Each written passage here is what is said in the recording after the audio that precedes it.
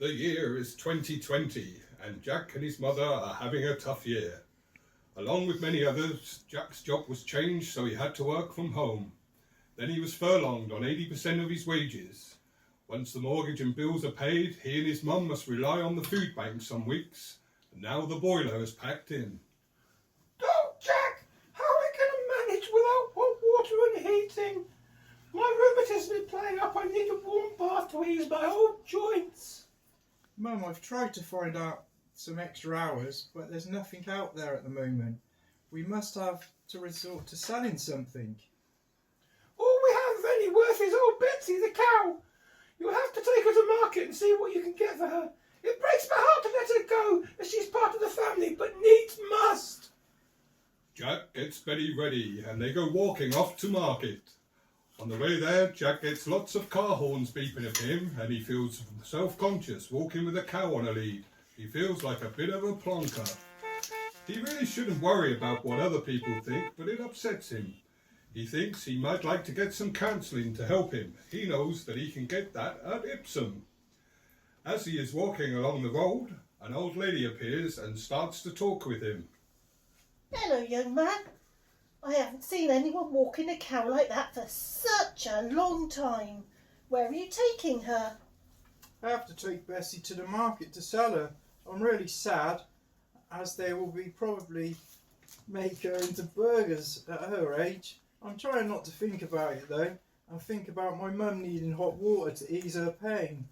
Oh, I really need a cow for company after mine passed away from old age last month. But all I have to offer you is magic beans. Just a minute. Jack thinks about how silly he feels walking the cow. He also thinks that if Betsy goes to this lady, then she'll probably have a better life. Jack doesn't question why the beans are magic. They are all different colours, so they must be good. Maybe if he puts them on the boiler, it will be fixed in the morning.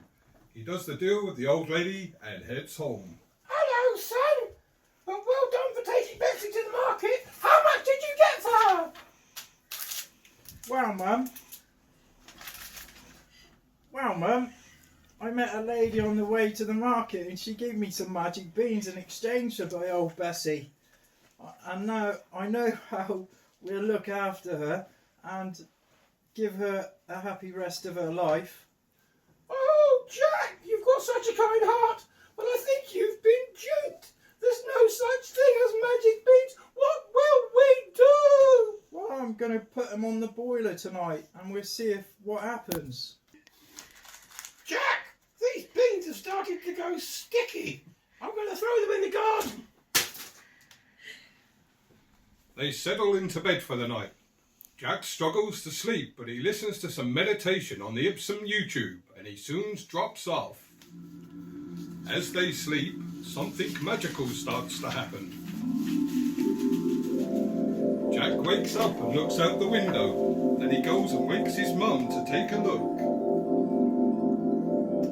Well, I'm going to climb up and see where it goes. Okay, be safe. Whoa, this is getting really high. I can see something over there. Well, I can see lots of people out in their gardens clapping. But I must get going before it gets dark. Jack climbs higher and higher and reaches the giant's house. Whoa, everything looks so big up here. Look at the size of the pile of loo rolls and the flour and the pasta. Whoa, they must be rich. I'm going to take a look around. Who did that amazing art on the walls? It says Ipsum. I must look that up. This is such a huge place. Who are you? What are you doing here? If the giant sees you, he'll kill you.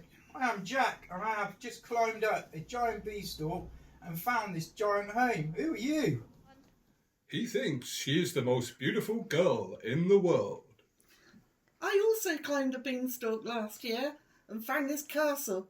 The giant found me and said I had to cook and clean for him or he would eat me. Oh no, why didn't you escape down the beanstalk with me? I'll just take a little of the giant supplies and we could do with some pasta for me and my mum as we are struggling. We need a loo roll too.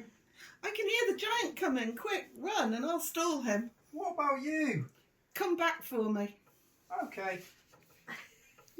Jill watches Jack as he leaves and thinks that he is the most handsome boy she has ever seen. She hopes he will come back. Jack runs as fast as he can, stopping only to grab some supplies on his way back to the beanstalk.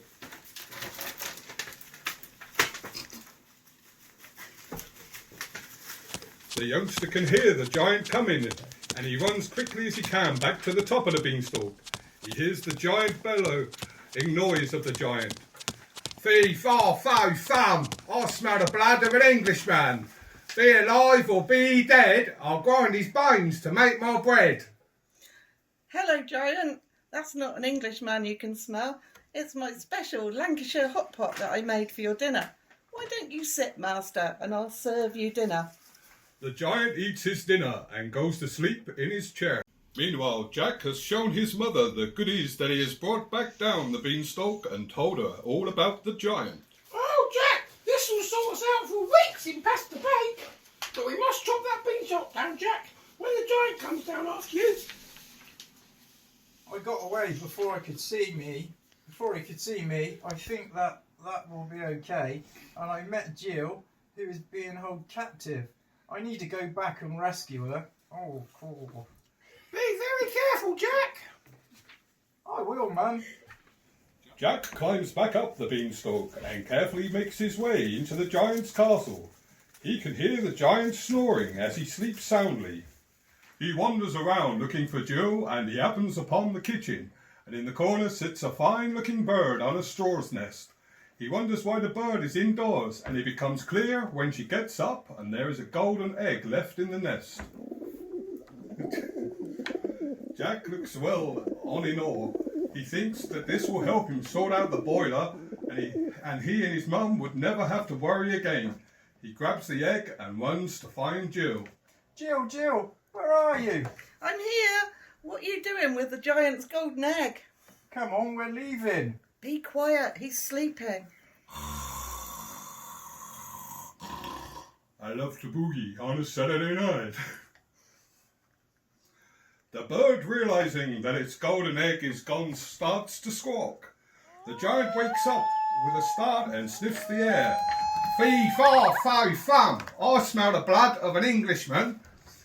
The giant sees the couple running towards the beanstalk with his golden egg, and he starts to give chase. Jack and Jill rush down the beanstalk, and Jack shouts to Mum. Quick, bring the axe, Mum. Here we are, Jack. Here's the axe. Mum brings the axe, and Jack starts to chop through the beanstalk. It breaks before the giant can reach the top, and they are all safe. Jack and Jill hug. Oh, thank goodness you're safe. This must be Jill too. Welcome, Jill. You're welcome to stay with us. They manage to sell the golden egg for enough money to fix the boiler, and they pay the mortgage off with still enough money for a rainy day. Oh, I'm so happy, Jack. I knew you were special. You've rescued my daughter and broken the giant's spell. Mum! Jill! Betsy! Oh, Jill, we can go back to our kingdom now and live in the castle now you've returned. We're safe from the giant, Princess Jill. Jack and I love each other. I cannot go without him. Oh, we do. He especially could come with us. Jack and Jill went up the hill to the castle, where they got married and lived happily ever after.